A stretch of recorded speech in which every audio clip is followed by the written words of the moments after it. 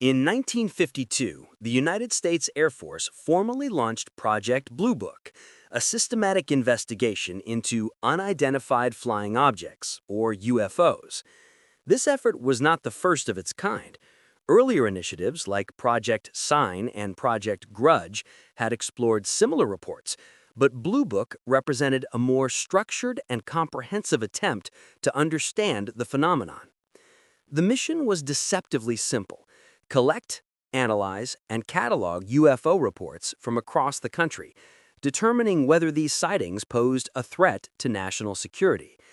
Yet from the outset, the project was confronted with a mix of mundane explanations, inexplicable encounters, and the growing anxiety of the Cold War.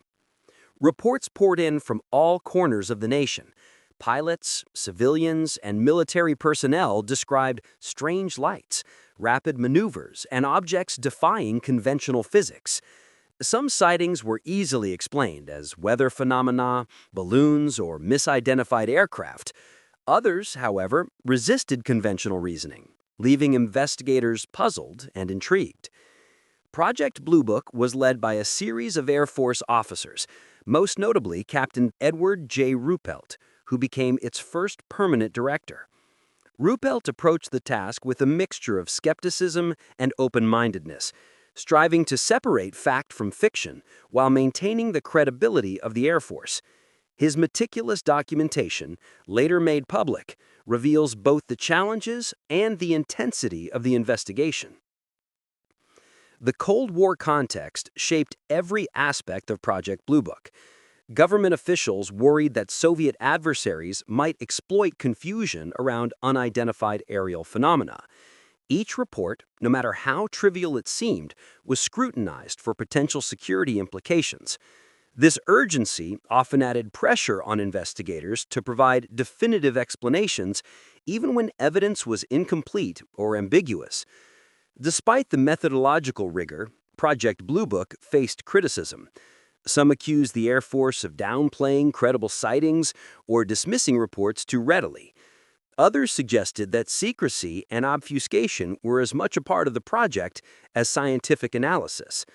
Over time, this tension between transparency and discretion would define the public perception of the program. From the outset, Project Blue Book had two primary objectives: determine if UFOs posed a threat to national security, and scientifically analyze the data to identify the phenomena. By the mid-1950s, Blue Book had cataloged thousands of sightings, ranging from ordinary misidentifications to reports of extraordinary events that defied easy explanation. Through its early years, Blue Book became both a repository of information and a lens into the cultural fascination with the unknown. Reports included not only visual sightings, but also radar data, photographs, and occasional physical traces. Each case contributed to a growing body of knowledge, while also adding to the enduring mystery surrounding unidentified aerial phenomena. Project Blue Book represents more than a military investigation. It reflects a moment in American history where curiosity, fear, and the unknown intersected. It's a story of observation, secrecy, and the challenge of distinguishing reality from speculation in a world increasingly aware of the skies above.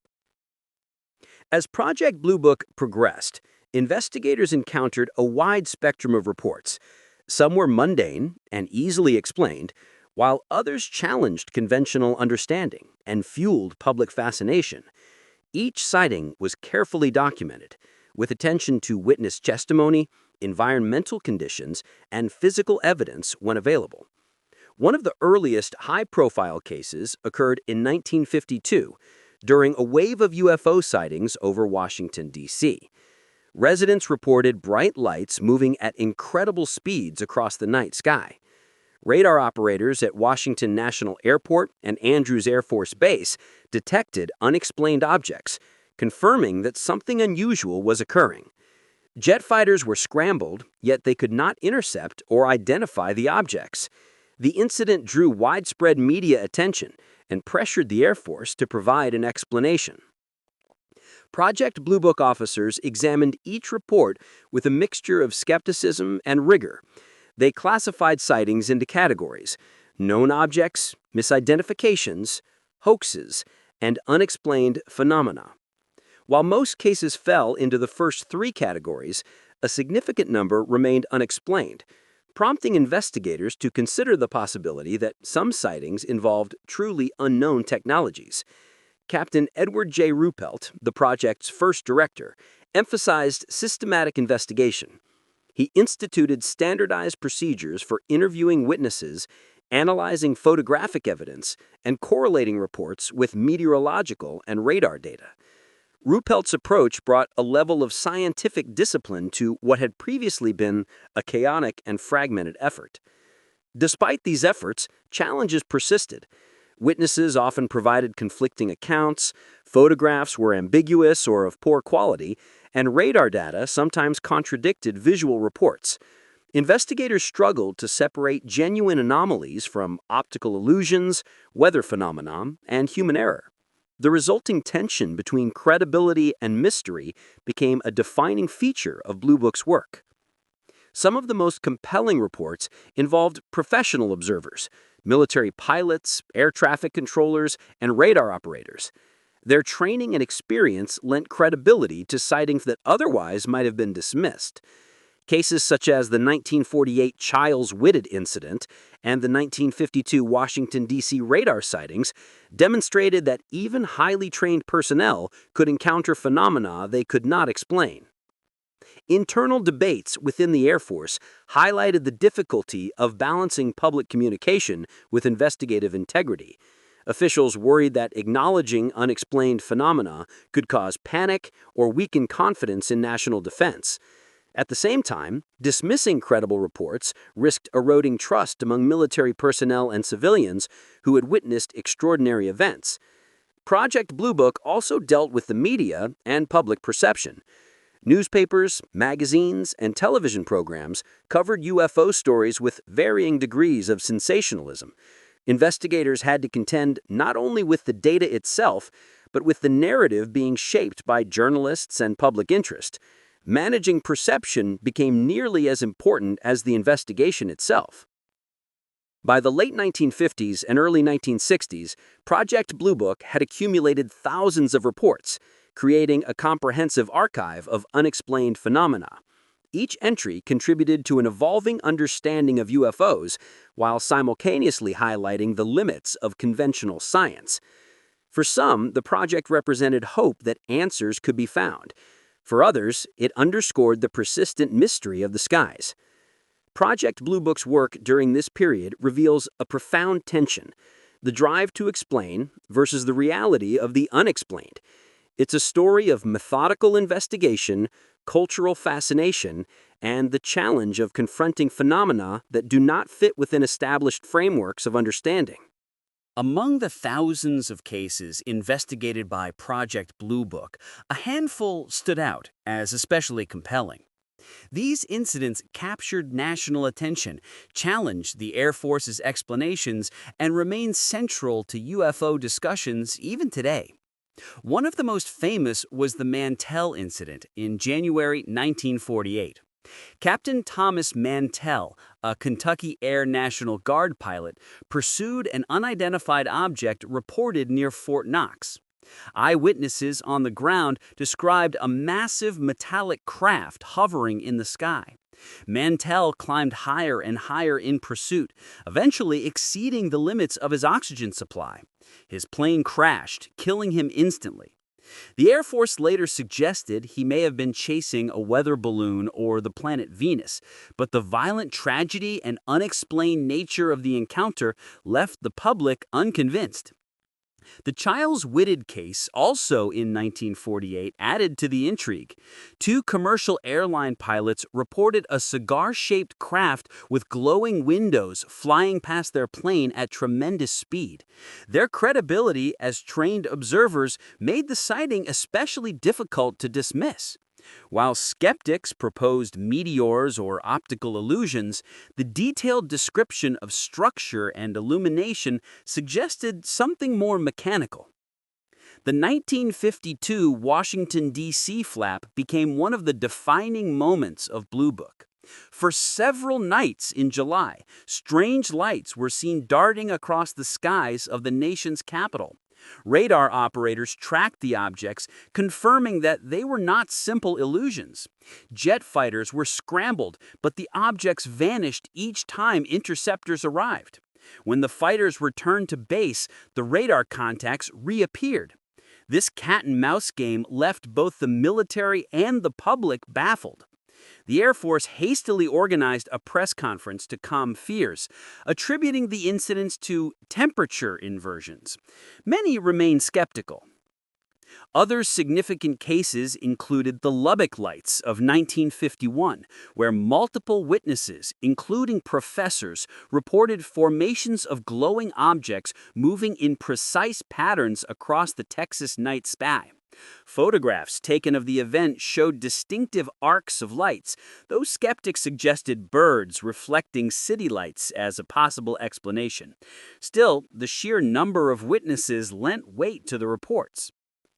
Project Blue Book also investigated the Kelly-Hopkinsville encounter in 1955, where a Kentucky family claimed to have been terrorized by small glowing creatures that surrounded their farmhouse. While many dismissed it as hysteria or a misidentification of owls, the bizarre details and multiple witnesses cemented it as one of the strangest cases in Blue Book's files.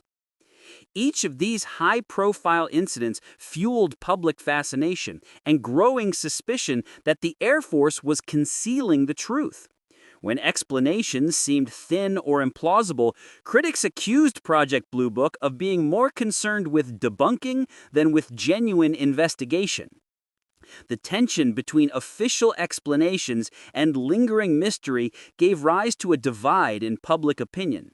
Some accepted the Air Force's conclusions and attributed the sightings to natural or human-made phenomena. Others remained convinced that the unexplained cases pointed towards something extraordinary, perhaps even extraterrestrial visitors. For investigators within Blue Book, these high-profile incidents underscored the difficulty of their mission.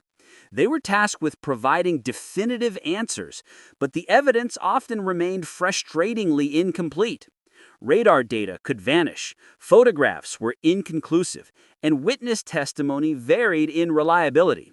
Still, these cases built the foundation of modern UFO lore, embedding themselves in the cultural imagination and ensuring that Blue Book's legacy would endure long after the project itself ended. As Project Blue Book entered the 1960s, the program underwent changes in leadership and direction. Captain Edward J. Ruppelt, who had guided the early years with relative openness, departed in the mid-1950s. Under subsequent leadership, the tone of Blue Book shifted noticeably. The project increasingly emphasized downplaying unexplained sightings, offering conventional explanations wherever possible. Critics accused the Air Force of turning the investigation into little more than a public relations exercise. Public pressure mounted with each wave of UFO reports. Civilian organizations like the National Investigations Committee on Aerial Phenomena, or NICAP, emerged as vocal critics of the government's handling of UFO sightings. They accused the Air Force of dismissing credible witnesses and concealing evidence. Prominent scientists, journalists, and former military personnel began questioning whether Blue Book was truly searching for answers or simply attempting to reassure the public.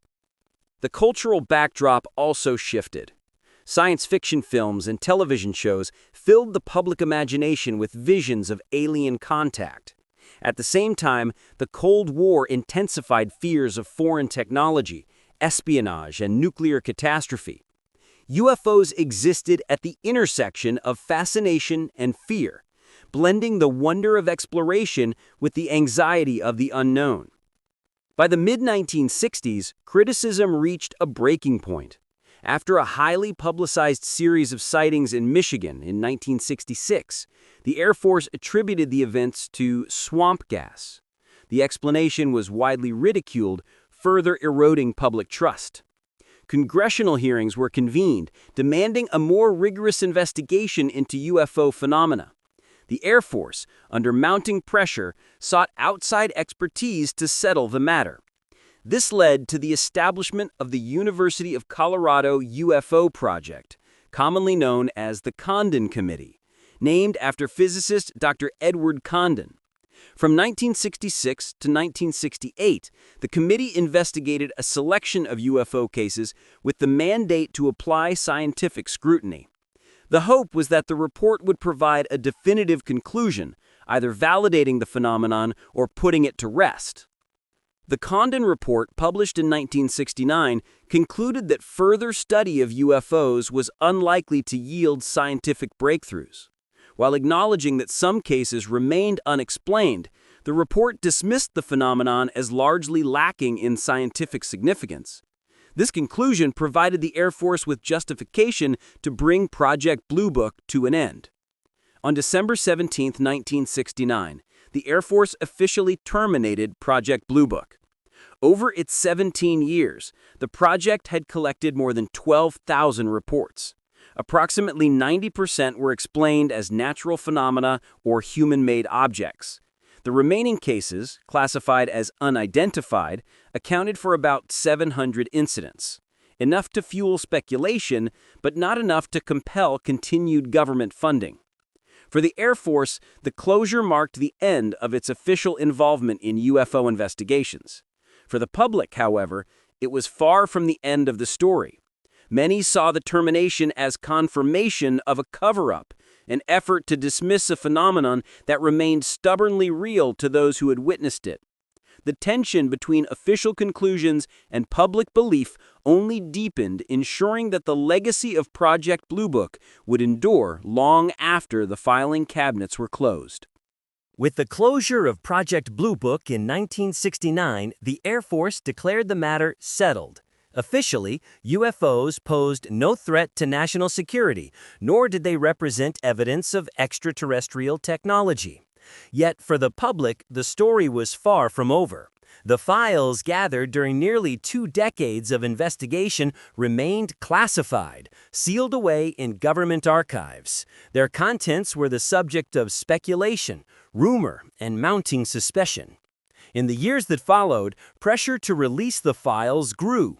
Journalists, researchers, and civilian UFO organizations filed Freedom of Information Act requests demanding access to the case records. Gradually, portions of the Blue Book archive were declassified and made available to the public. The sheer volume of material, over 12,000 reports, was staggering.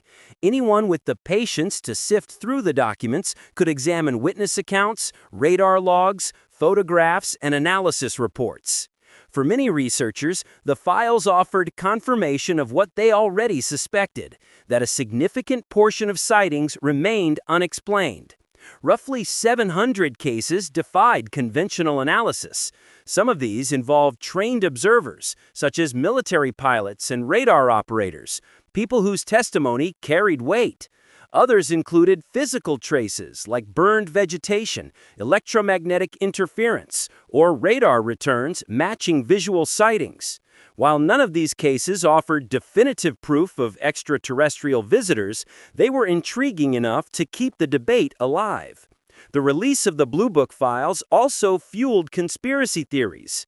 Critics argued that the most sensitive cases had been withheld, or that the Air Force's explanations were deliberately misleading. The dismissal of credible sightings as swamp gas, meteors, or misidentified aircraft was seen by some as evidence of a coordinated effort to downplay the phenomenon. The secrecy that had surrounded Blue Book for years only deepened suspicions.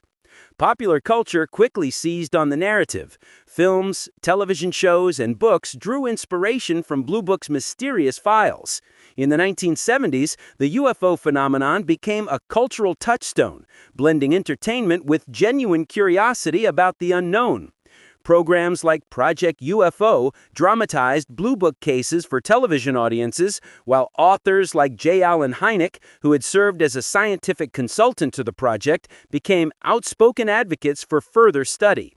Hynek's transition from skeptic to cautious believer mirrored the broader public shift, giving UFOs a new credibility in the eyes of many.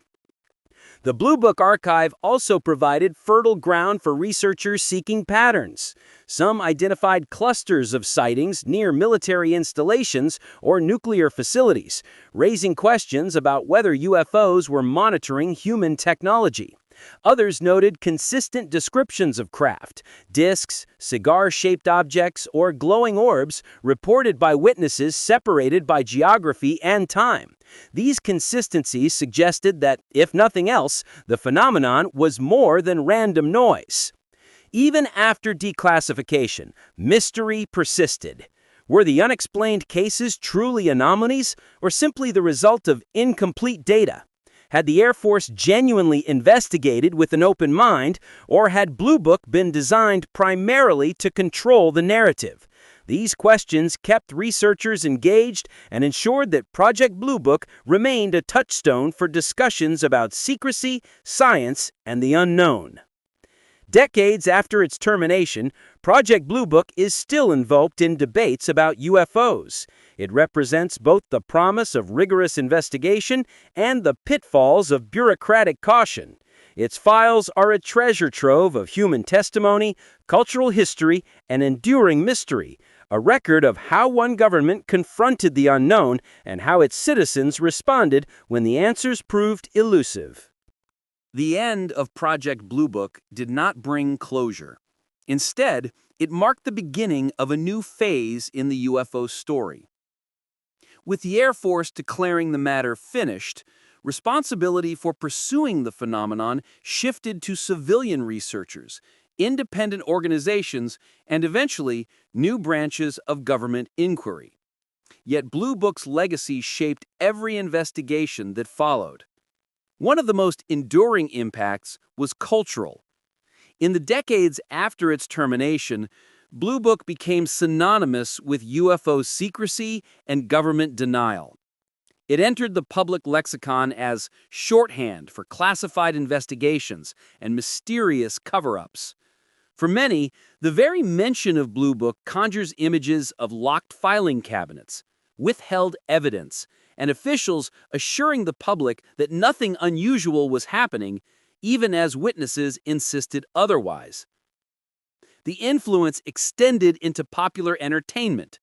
Films like Close Encounters of the Third Kind, released in 1977, drew directly on Blue Book's legacy.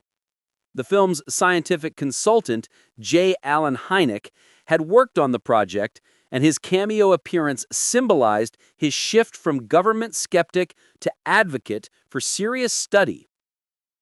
Television series dramatized Blue Book cases, blending fact with speculation to keep the phenomenon alive in the public imagination.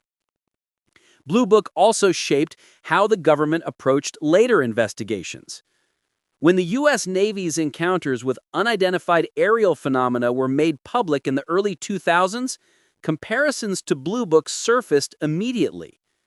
The difference lay in how these cases were handled.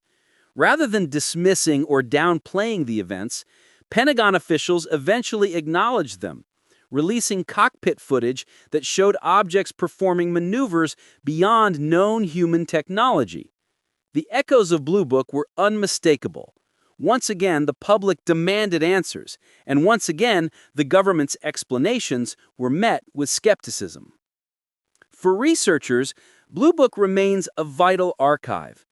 The declassified files serve as a foundation for comparative study, allowing modern analysts to examine historical patterns in sightings and reports.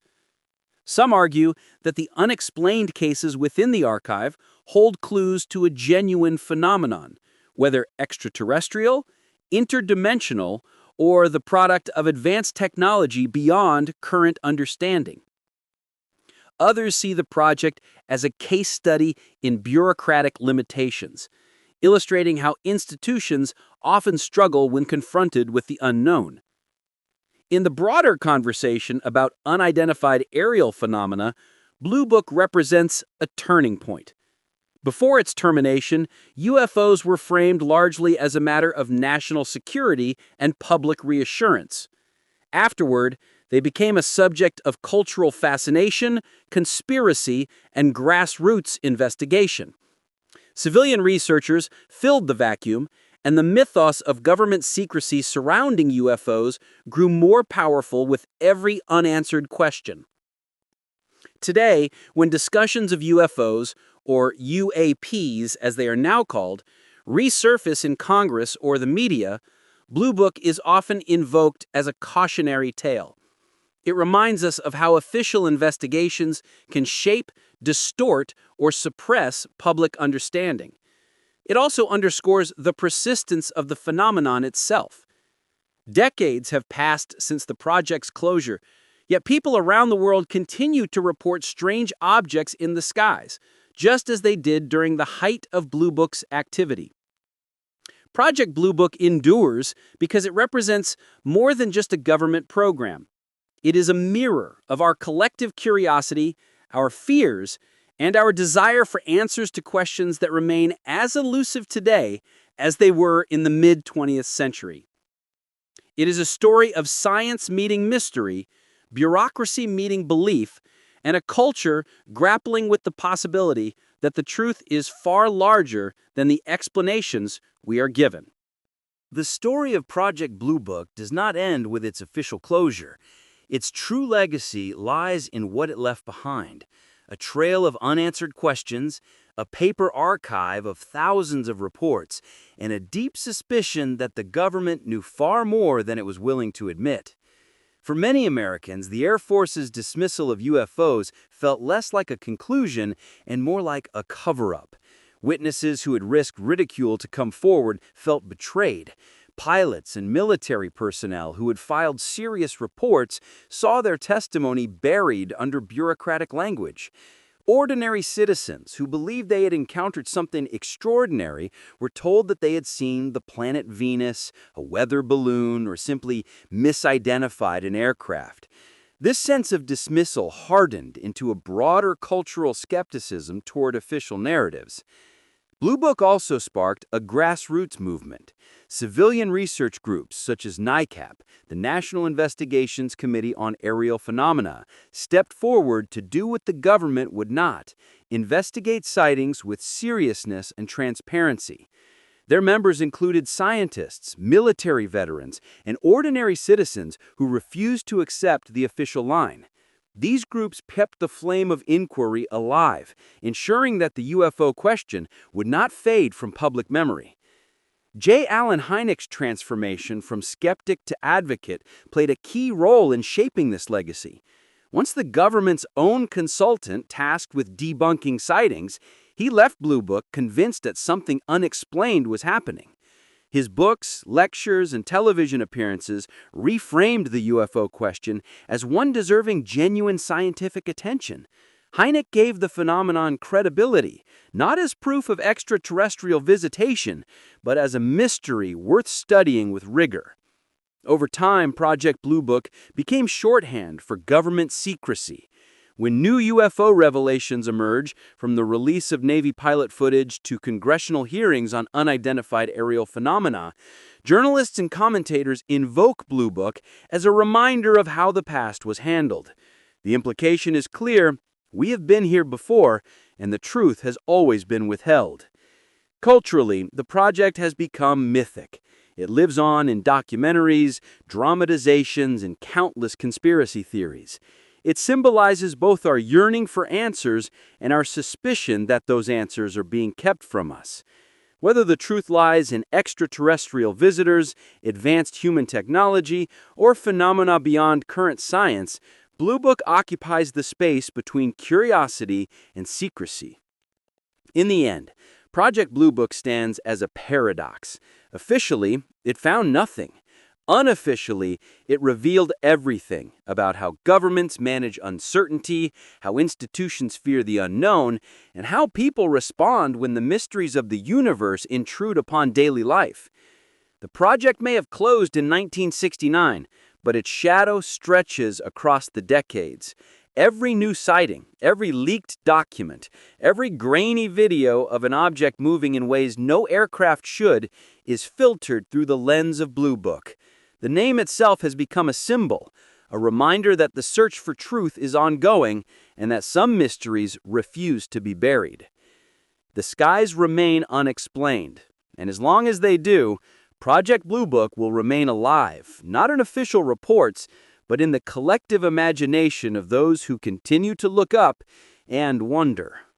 If you enjoyed today's video, we thank you very much. Please like and subscribe to Rare Breed Chronicles. And let's dive into another story that defies the ordinary.